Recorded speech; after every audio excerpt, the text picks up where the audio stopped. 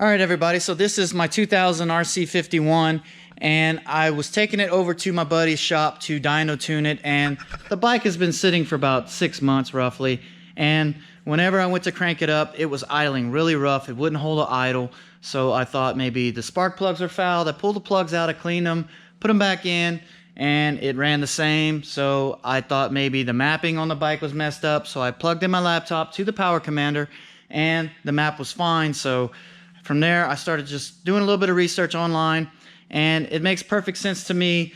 A lot of common problems that were explaining symptoms just like the one I was having, they called out the fuel pressure regulator. So I have not tested it to see if it was bad, but I went ahead and bought it because I'm pretty sure that that's what's going on with it. Because whenever it's idling, it's real choppy, it runs really rich, you can smell the fuel. And as I accelerate riding the bike, when it gets to the higher RPMs, the misfire kind of goes away. But as soon as I get back down to the mid-range, it starts to get real choppy and die out on me again. And I have to constantly give it throttle in order to keep the bike running. And I had a previous problem on another bike where the fuel pressure regulator went out and it gave a similar symptom. So I went ahead and bought me one. We're going to install it and we're going to see if that fixes the problem. If that does indeed fix the problem, we're going to go down to the dyno at Heat's shop over at Bomb City Customs. We're going to put this bad boy on the dyno. We're going to do a base run, and I'm really curious to see how much horsepower it makes and how good the tune is. So if everything works out great. If I see some improvements that can be had on the tune, then we'll get to dyno tuning it a little bit, and we'll see what the end results are. So this episode is a little bit different because we're going to be working on my motorcycle, not the cars. I am still waiting on the fabrication for the radiator on the Z31 Turbo. This may go out after I get the video out for the car. I don't know yet, but if not, we're working on the bike on this episode. So depends how I get the things done, because the radiator should be in today and I should be finishing off this video. And hopefully I'll put that one out first, and then this one. But if it don't work out good for me on that, then this one will go out first. So it's just all up in the air. And also tomorrow as well, I'm going to be doing some cone racing, doing some autocross racing over at the mall parking lot with the SCCA. So I'm going to be filming that as well. So I got a lot going on this weekend, and I'm going to be capturing as much, content for you guys to put out some new episodes for y'all to enjoy. So nonetheless, let's get started on the bike. We got to get everything off. We got to take the tank out. We got to take the air box out to free up everything so that we can get to the fuel rail. And then from there, we'll check out the condition of this fuel pressure regulator and see if, in fact, that is leaking. And if it is, hey, we know that that's going to work. So let's go ahead and start it.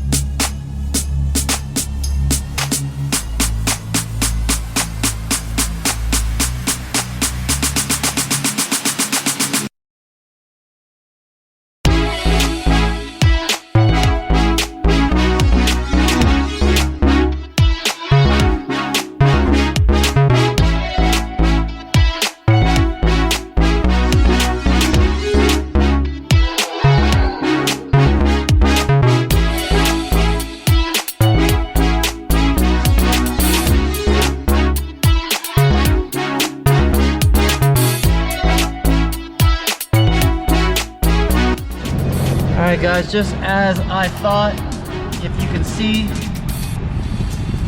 fuel right there. Boop. That's the problem. So I'm gonna go ahead and swap it out, and then I'll clean the plugs in the process. We'll start her up, see how she runs.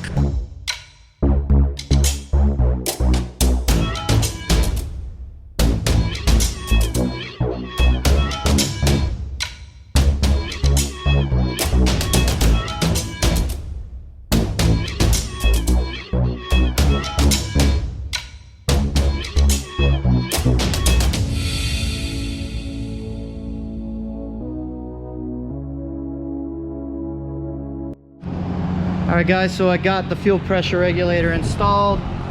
There she is. So, moment of truth. We'll crank her up. See how she does.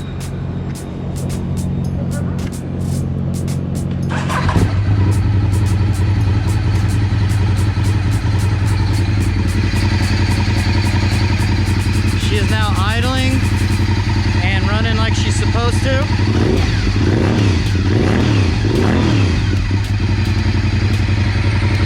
Before I wasn't able to do that. It would instantly start to get rich. It would start getting rich smoke out of the exhaust, and then it would die. So that is exactly what it needed. Now I need to put this all back together and get it down to the dyno. Dude, Eric, come and describe what you've done. And it comes with a free kit. This is what happens when a bad joke turns into reality. Yeah. Last night we decided how preposterous it would be to do this shit. So we bolted a fucking shopping cart to the roof and then made a cart wing. So it's officially a kart racer now. Every time you go get groceries at the store, you have to leave them in there. We even put a wing on the grocery cart.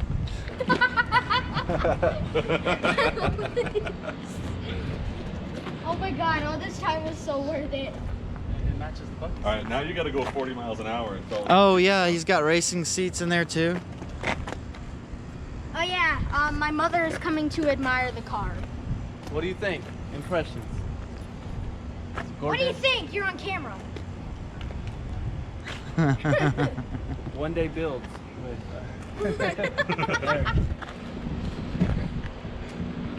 We still need to weld some more stuff. This to is it. the most DIY range. Actually, in all honesty, I think it's awesome. Yeah, let's I like add it. 15 And more it's spray wings. painted. The whole truck. Let's add a wing Attention, right here. attention to detail. We should add a wing right here. Those are the eyelids. That's the charm of this thing. It is. It's awesome, man. It's a kart racer, dude.